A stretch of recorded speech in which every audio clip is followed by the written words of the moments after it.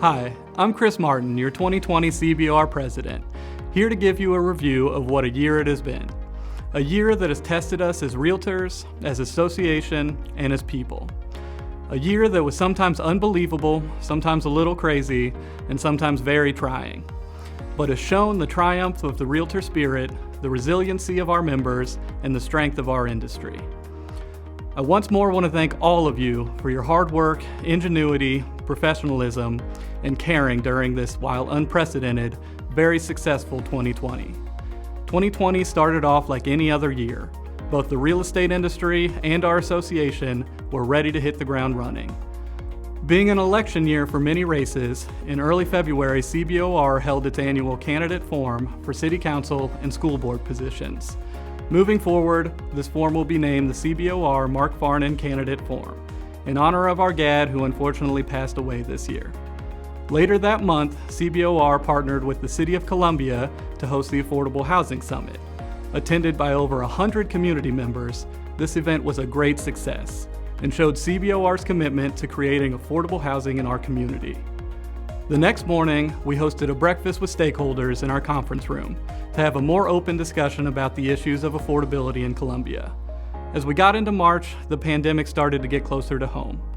Talks of shutdowns and stay-at-home orders began to buzz around. Our objective became very clear. How could we keep not just our business, but our members and clients safe? Our first action was to suspend the open house and tour functions from the MLS. We also began disseminating information as quickly as it came in to our membership about the ever-changing landscape and guidelines and regulation. Our goal at this point was to ensure real estate was deemed essential in this new environment.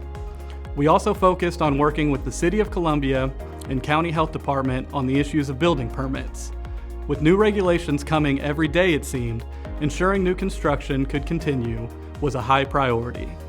Through open communication and a showing of our industry's attention to the health and well-being of the public and our members, we were successful in ensuring that building permits would continue to be granted.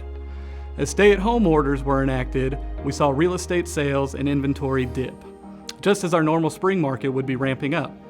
Our monthly stats garnered a lot of interest from the local news outlets to try and tell the story of how real estate was falling. We were asked to give multiple interviews over the next couple months to educate the public on what we were seeing. I believe our message of ensuring we were taking the necessary steps to keep the public safe, while being optimistic about a delayed and lengthy spring and summer market coming, paid off and proved to be true. As we moved everything online, we continued to strategize about how best to serve the membership and our industry.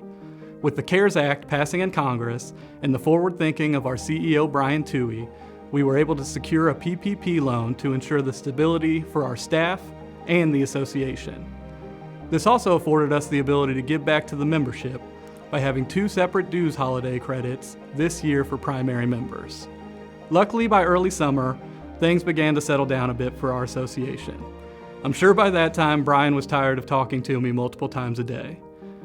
We had invested in all the necessary tools to run safely and efficiently. Everyone was settling into their new lives on Zoom, and real estate was starting to boom in a big way. Over those crazy summer months in real estate, our association was busy with a little real estate of their own. We were approached by ESS, our neighbor, to purchase our building. We quickly put together a task force to weigh all the options of entertaining such a move. After months of meetings discussing the pros and cons and searching for other viable buildings, one was identified that could provide flexibility, cost savings, income, and financial security for the association. A proposal was made to the board of directors to pursue the sale of our building and purchase our new one. We successfully completed the transaction and moved into our new spot at 311 Bernadette Drive in early November. With a remodel plan for next year, we are so excited not just for the financial security this transaction brought to our association, but the possibilities this new building offers us. While it has been a year of many firsts and many canceled events, CBOR has continued to support its members and community. We hosted an online fundraiser for the food bank, which raised nearly $5,000. Our PAC went virtual this year with online auctions and a virtual trivia night. YPN continued to show its support for the community by hosting a virtual 5K fundraiser for the Boys and Girls Club, gifted vouchers via the VAC holiday program to families in need, and also hosted a blood drive. In lieu of the annual golf tournament proceeds, CBOR Special Events Committee is running a virtual fundraiser for the Rainbow House via Como Gives until the end of the month.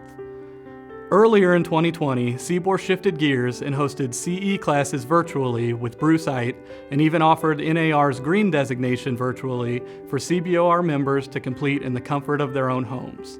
We hosted our first ever virtual annual meeting where we were lucky to have both Boone County Clerk Brianna Lennon and Dr. Jessica Lutz, NAR's VP of Demographic Behavioral Insight.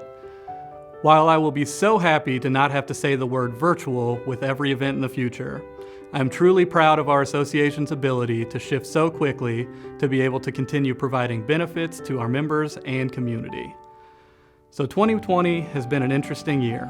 If someone would have told me we'd be dealing with a pandemic, real estate stats would be down 50% year over year in early spring, and by the way, the opportunity to sell the building would present itself, I may have thought twice about running for president of this association. As I think about all the obstacles, long phone conversations, impromptu meetings, and sometimes tough calls, I come down to two words: thankful and honored. I can't tell you how thankful I am to CBOR staff for their tireless hard work this year, and to the volunteer leaders who stepped up with their time and thoughts to keep us moving forward. Whether you are on the leadership team and board of directors, or a new volunteer who signed up for their first committee, you all made a difference to our association in 2020. And the second word is honored. I am truly honored to be your president this year. It has been a year of challenges, but in the end, so is every year. These may have hindered our ability to get certain things done that we may have liked, but that is only temporary. These challenges showed us, on the other hand, our ability to adapt, to find strength in our industry, and shined a light on the best part of realtors: our empathy, ingenuity, and professionalism. So once again, thank you to all our members, affiliates, and staff, and I look forward to seeing what next year may bring.